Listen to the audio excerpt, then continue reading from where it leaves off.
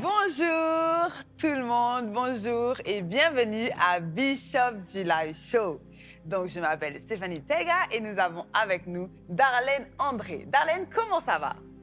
Je vais très bien. Bonjour, bonjour tout le monde. Je vais très bien aujourd'hui. Vraiment, je suis en rouge, éclatante aujourd'hui. Donc, très, très, très heureuse d'être là. Gloire à Vraiment. Dieu.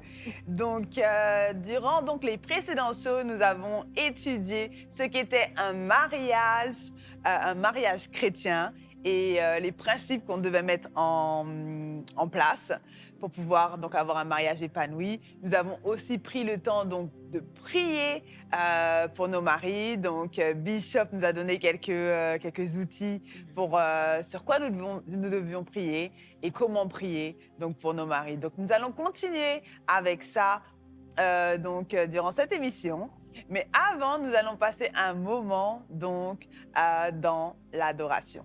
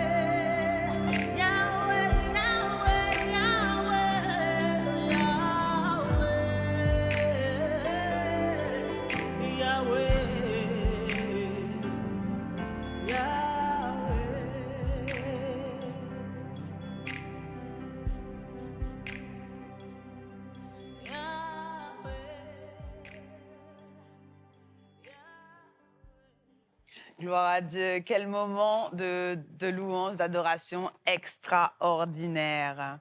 Donc maintenant, nous allons passer au message de la parole de Dieu.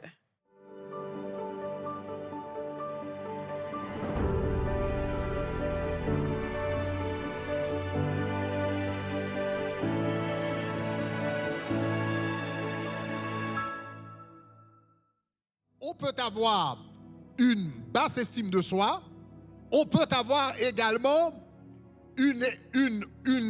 comment dirais-je, une estime de soi surélevée ou bien surdimensionnée, ou bien disproportionnée. Donc, il y a le problème de basse estime de soi, il y a un problème d'estime de soi surdimensionnée, où la personne, maintenant, une estime de soi surdimensionnée s'appelle l'orgueil. Donc, une personne peut se voir comme ne pas être à la hauteur de ce qu'il aimerait faire dans la vie, ou une personne peut se voir au-dessus de ce qu'il est réellement. Donc voilà pourquoi quand Dieu parlait à Samuel, il lui a dit, quand tu étais petit à tes yeux, je t'avais élevé. Donc tu peux avoir deux problèmes, tu peux avoir un problème de basse estime de soi avec un homme, ou deuxièmement, tu peux avoir un problème d'orgueil avec un homme.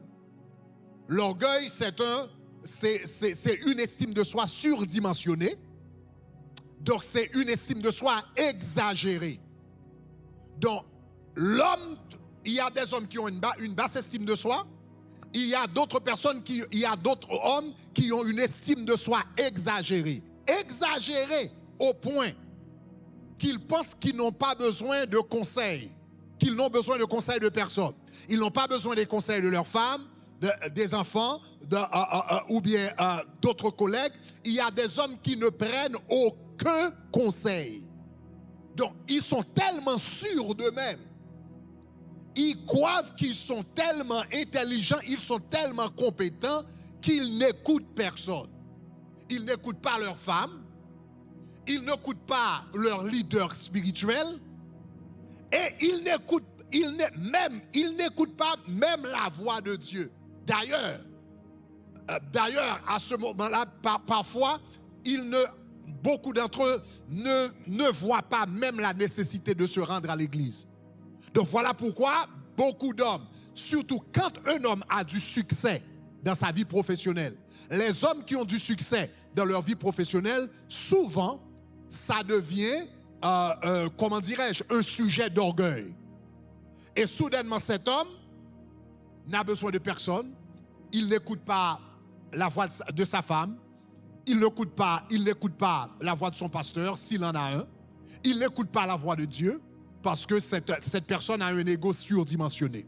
Et le problème avec ça, c'est que la Bible dit l'orgueil précède la chute.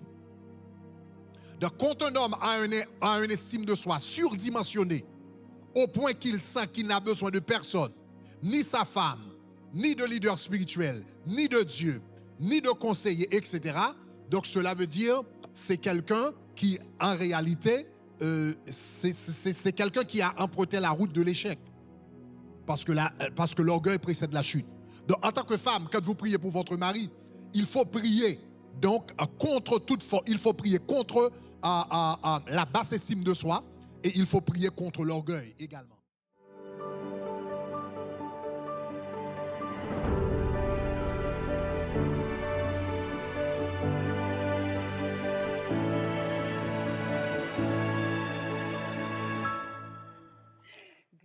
Waouh, waouh, waouh.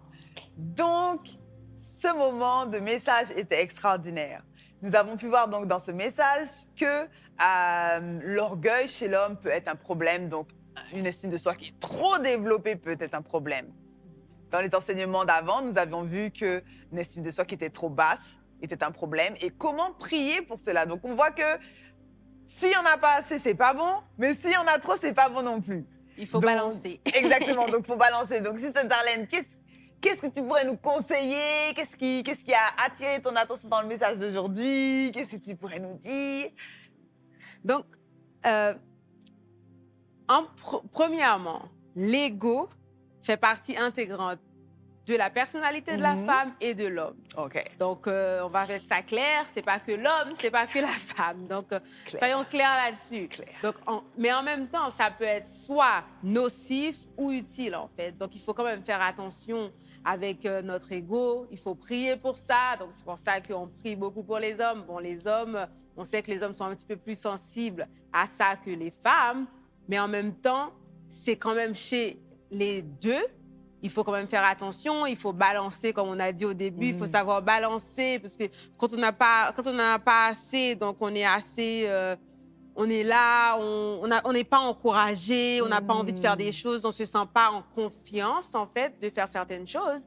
Et d'un côté, si on en a trop aussi, on peut devenir arrogant, en fait. Donc, c'est pour ça qu'il faut vraiment balancer tout ça, savoir ce qu'on fait et prier, en fait, parce que après tout, c'est Dieu. Dieu, il va nous aider, il va nous montrer le chemin. Au lieu de dire, même si on sait que ce qu'on va faire, c'est bien, on prie avant. On prie, on demande à Dieu qu'est-ce qu'il veut, est-ce que c'est ce qu'il veut, est-ce que c'est ce qu'il a envie qu'on fasse. Il faut toujours prier, mettre la prière avant tout et demander à Dieu de nous guider.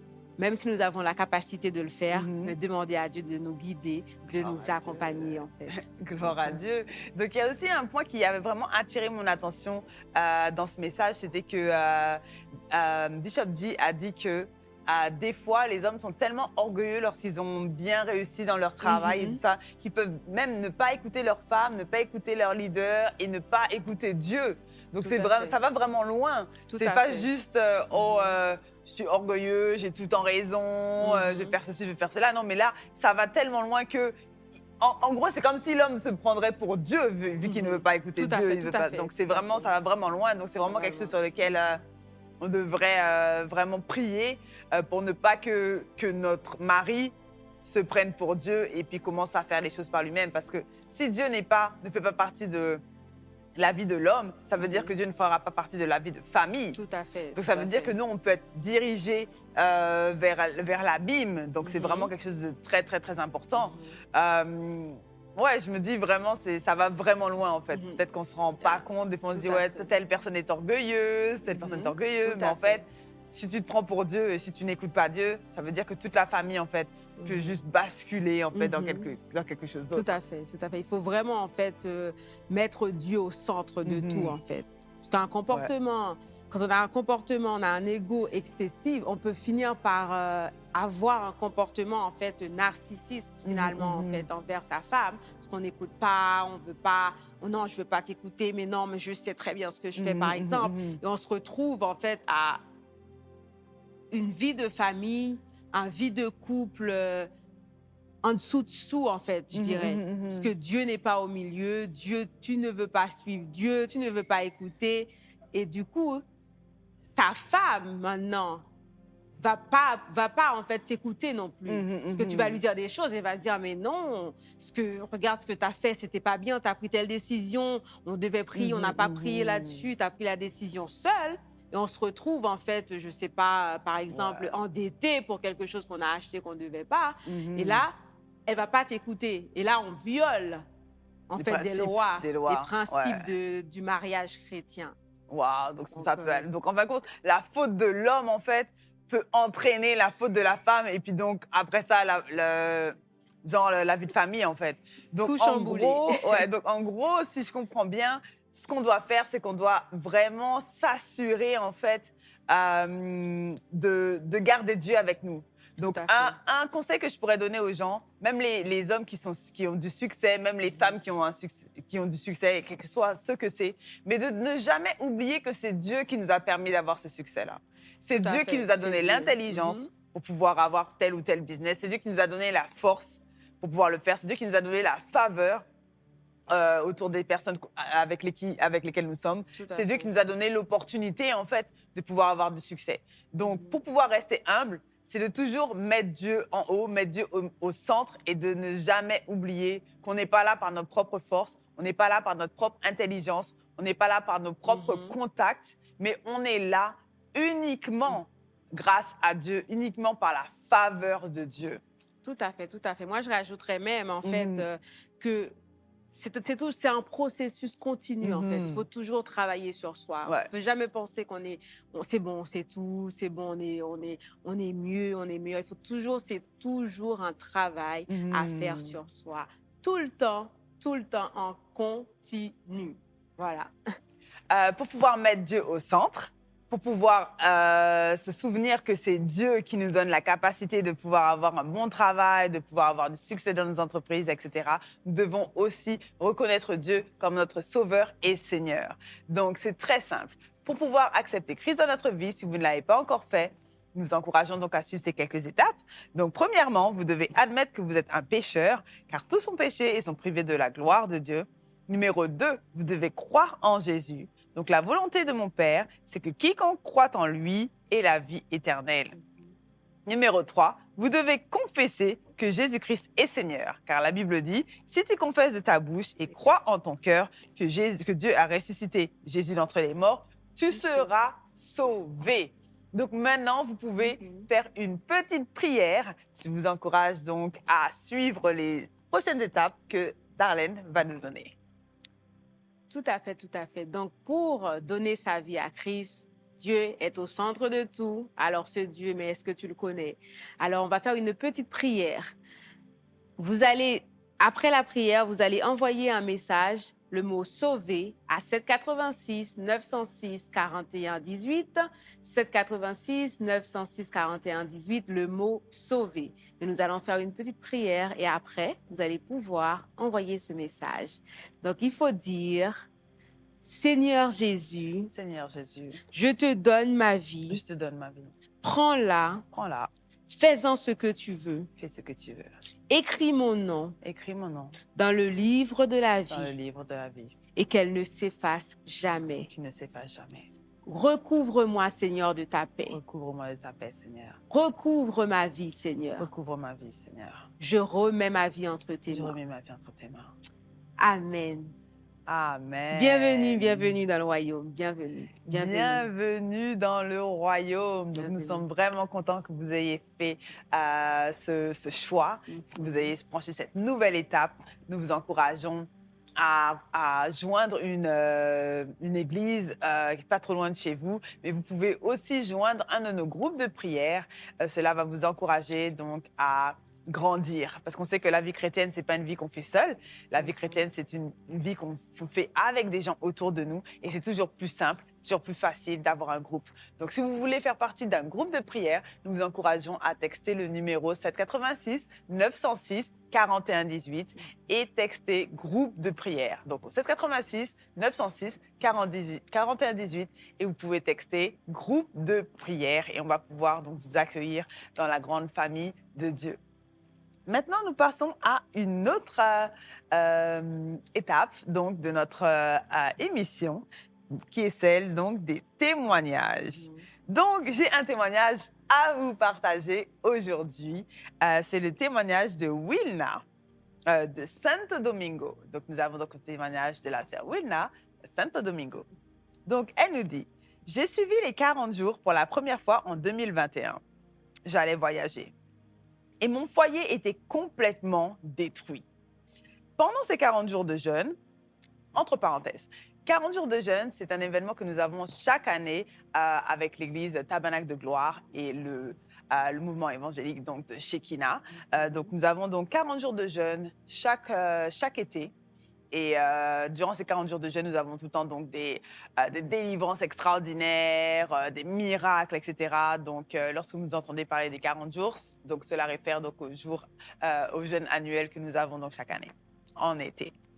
Donc, elle nous dit, « Pendant ces 40 jours de jeûne, à travers un message, j'ai compris que ce n'était pas la faute de mon mari, mais la faute d'un esprit. J'ai ouvert mon cœur pour pardonner et depuis, tout a changé jusqu'à aujourd'hui. Donc, je remercie Dieu et je remercie le ministère. » Donc, en gros, elle nous dit que elle a fait elle a fait les 40 jours de jeûne pendant que son foyer était complètement détruit. Et Dieu, en fait, lui a montré que ce n'était pas de la faute de son mari si les choses n'allaient pas, mais que c'était donc la faute d'un démon. Wow. Et donc, elle a dû ouvrir son cœur au pardon. Je trouve ça vraiment extraordinaire parce que je me dis, malgré... Parce que des fois, les gens vont nous faire des choses et on va se dire, oui, c'est telle personne qui m'a fait quelque chose, etc. Et tu ne veux pas pardonner. Mais là, ce n'est même pas ton mari, c'est un démon, mais tu dois quand même le pardonner. Donc, je trouve qu'elle a quand même fait quelque chose qui doit être vraiment très prenant, tu vois. Tu dois pardonner. Tout à fait. En tout cas, je trouve que c'est quand même assez deep. Donc, elle, en tout cas, elle a fait sa part. Elle a jeûné. Et elle a pardonné à son mari de quelque chose de ce qui se passait. Donc, je trouve que c'est quelque chose de très extraordinaire.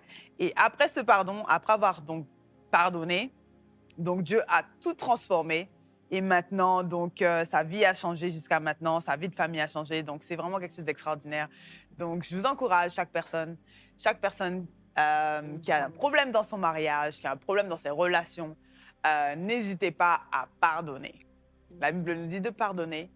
Et lorsque nous pardonnons, nous pouvons donc ouvrir la porte au miracle de Dieu. Nous pouvons ouvrir la porte